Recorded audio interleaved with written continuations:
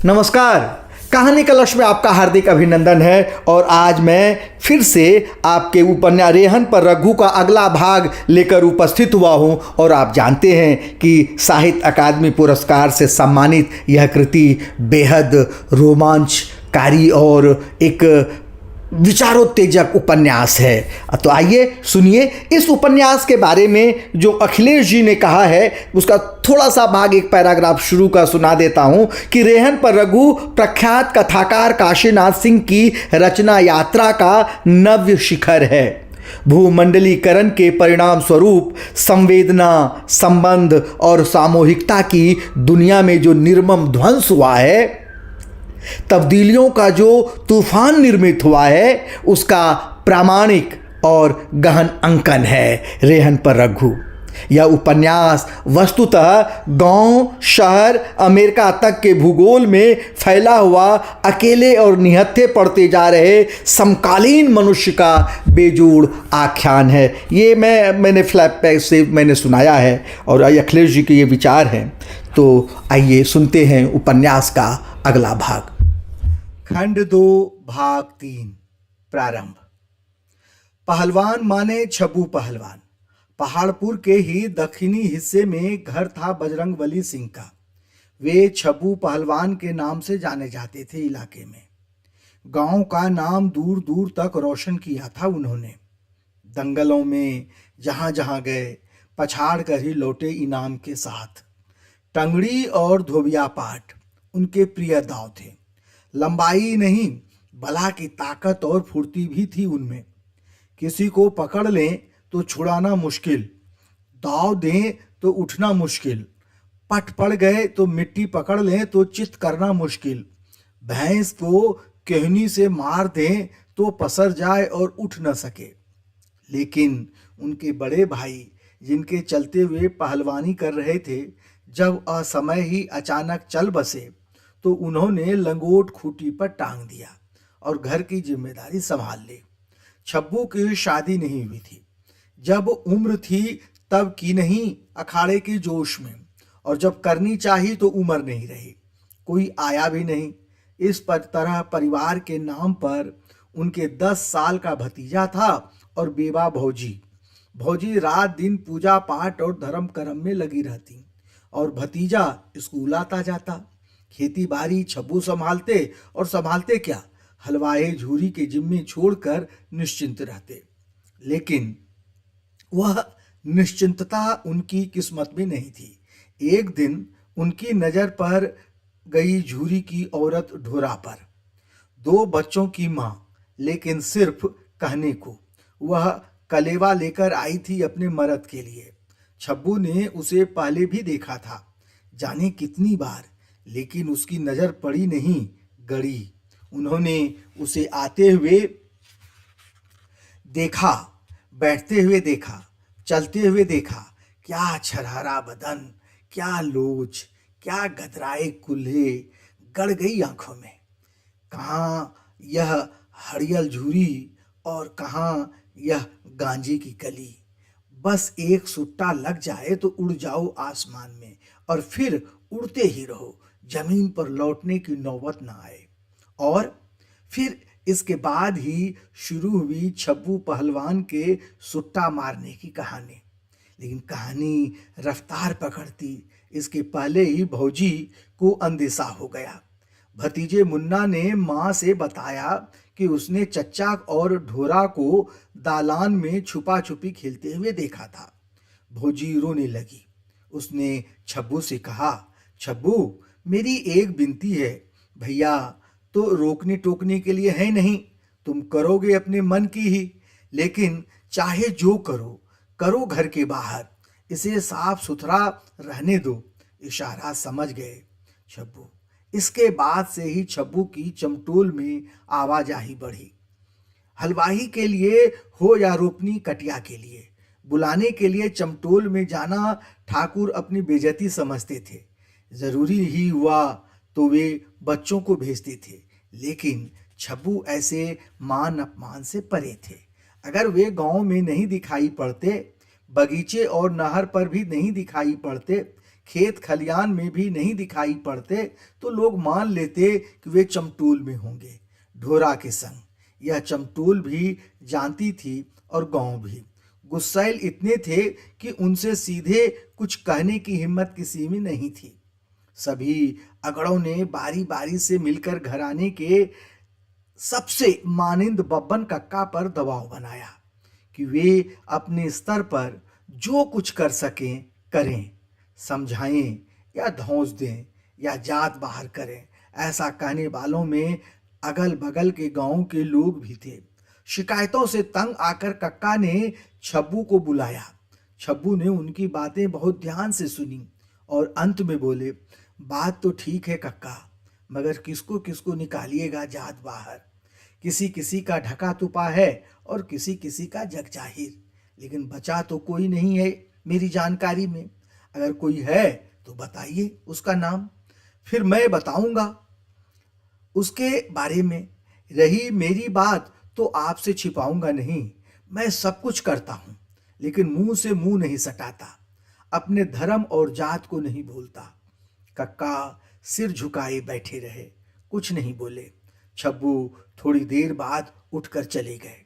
लोग मजाक में कहा करते थे कि सिवान में झूरी पहलवान का खेत जोतता है और पहलवान चमटूल में उसका खेत, हिसाब बरोबर।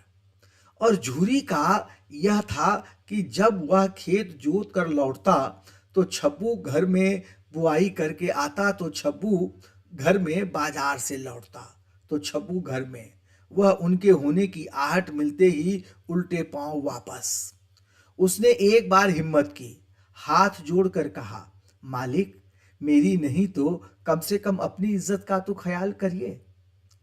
लोग क्या क्या कहते हैं आपके बारे में, इसका नतीजा यह हुआ वह पखवाड़े पर भर हल्दी प्याज बदन पर पोत कर घर में पड़ा रहा, बेबस ढोला।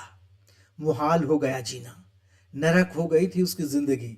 रात भर झूरी की छाती से लगकर सुबकती रहती और गुस्से में फनफनाती रहती। सबसे बड़ी बात यह कि ग्राम प्रधान चमटोल का, उसी की जाति का पहलवान के साथ गांजे का सुट्टा लगाता था और जब कहो तो बोलता था, कलेजा कड़ा रखो, बस थोड़ा इंतजार करो। कब तक इंतजार करो? सावन शुरू हो गया था। इसी महीने में पचैया यानी नागपंचमी पड़ती थी। पहाड़पुर में पचैया छब्बू पहलवान का पर्व थी। उस दिन 3 बाल्टियों में भिगोए हुए चने लाए जाते, परात भर के मिठाइयाँ आती, बताशे आते, बजरंग बली की पूजा की जाती। छब्बू पहलवान लंगोट पहनकर अखाड़े की मेड़ पर बैठते और अपने चेलों की कलाइयों में रक्षा बांधते। वे उस्ताद के आशीर्वाद के साथ अखाड़े में उतरते। उनकी कई जोड़ियां होती और दोपहर बाद तक पट्टे अखाड़े में जोर आजमाइश करते रहते। सबसे आखिर में छब्बू उतरते, बड़ों के पांव छूकर और छोटों को हाथ जोड़कर यह प्रदर्शन कुश्ती होती। वे अपने दांव और करतब दिखाते, पहलवानी छोड़ देने के बावजूद। इस अवसर पर चमटोल से डफले और नगाड़े वाले भी आते और झूम कर बजाते। अहिरान के बनेठी वाले भी होते और एक दूसरे से खेलते हुए पसीने पसीने हो जाते। दूसरे गांवों में पचैया मात्र धार्मिक त्योहार रह गई थी, लेकिन पहाड़पुर में अभी चल रही थी, रस्म के रूप में ही सही। लेकिन यह भी सब जानते थे कि यह तभी तक है जब तक छब्बू है। ऐसे भी ठाकुरों की नई पीढ़ी के लिए देह बनाना, वर्जिश या रियाज करना, कुश्ती लड़ना फालतू चीज थी, एकदम मूर्खता। तमंचा के आगे मजबूत से मजबूत कद काठी का भी क्या मतलब। इसलिए उनके चेलों में ज्यादातर अहीर, कहार, लोहार, गरड़िया थे, ठाकुर बावन नहीं। लेकिन अब की बुरा हाल था पचैया का। पानी सुबह से ही बरस रहा था, कभी मध्यम कभी तेज। अखाड़ा एक दिन पहले ही गोड़ कर तैयार किया हुआ था। छब्बू ने यह काम चेलों में से किसी को नहीं करने देते थे वे, लेकिन वह कीचड़ हो चुका था। धान के खंधे की तरह। मिठाइयाँ और बताशे आ चुके थे। चने फूल कर अखवा गए थे। इंतजार था बारिश थमने का। छब्बू बोल गए थे कि तुम लोग तैयारी रखना, जैसे ही मौसम ठीक होगा मैं आ जाऊंगा। मगर न मौसम ठीक हुआ न छब्बू लौटे। बारिश तब थमी जब शाम ढली। आसमान साफ हुआ और जहां तहां छिटपुट तारे नजर आए। उसी इसी वक्त पुलिस की जीप आई गांव में और पता चला छब्बू का कत्ल हो गया है। जनपद के सबसे दिलेर और बहादुर और ताकतवर आदमी का कत्ल। यह खबर नहीं, बिजली थी जो बदरी छटने के बाद तड़तड़ा कर ठाकुरों के टोले पर गिरी थी। वह चाहे जो था, जैसा था, ठाकुर था और उसके रहते किसी में इस टोले की तरफ आंखें उठाकर देखने की हिम्मत नहीं थी। और अब चमटोल की बाहरी हिस्से में एक झोपड़े के आगे कीचड़ में चारों खाने चित्त पड़ा हुआ था वह, मरा हुआ। खुले आसमान के नीचे एक लालटेन उसके सिर के पास थी। दूसरी पैरों की ओर, दोनों ईंटों की ऊंचाई पर, ताकि लाश पर नजर रखी जा सके। लाश खुद कीचड़ और माटी में लिथड़ी पड़ी थी। पैर इस तरह छितराए हुए थे जैसे बीच से चीर दिए गए हों। जननांग काट दिया गया था और उसकी जगह खून के थक्के थे जिन पर मक्खियां छपरी हुई थी, उड़ और भिन भिन आ रही थी। पुलिस परेशान थी उस जननांग के लिए। कटा तो गया कहाँ? वह लाश के आसपास कहीं नहीं था। वह लालटेन और टॉर्च की रोशनी में उसे ढूंढ रही थी। जमीन समतल नहीं थी। गड्ढा गुड्ढी बहुत थे और सब में पानी भरा था। उसे जहां कहीं संदेह होता लाठी से कुरेद कर देख लेते, भले वह माटी का ढेला हो। एक डर भी था कहीं तीतर की ऐसा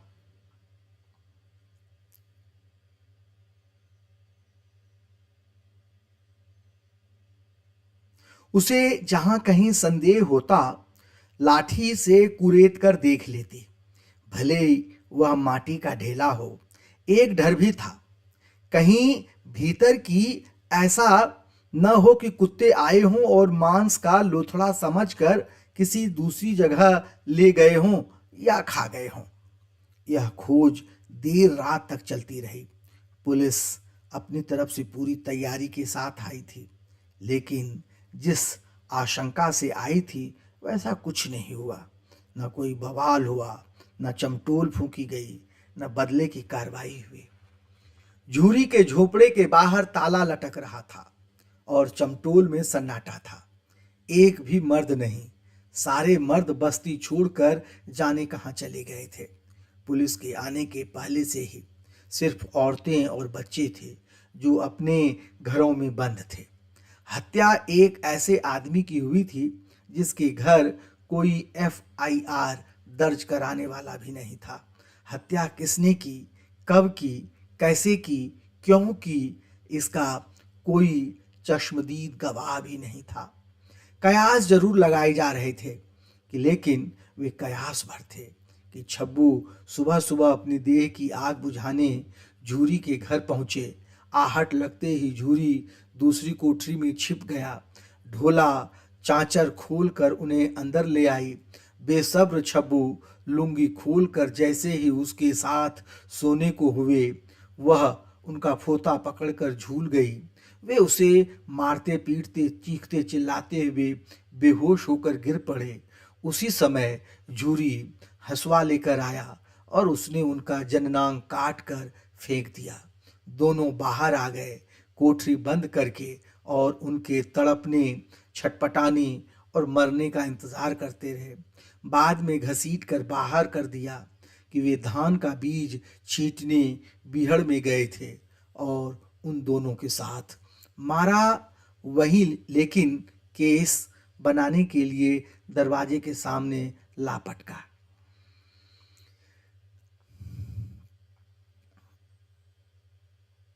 कि वे धान का बीज छींटने बियड़ में गए थे उन दोनों के साथ।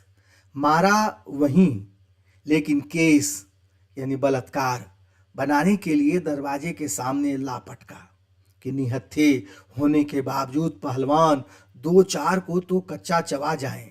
2-4 के मान के नहीं थे वे। चमटोल को पता था कि वे किधर दिशा फरागत होने जाते हैं।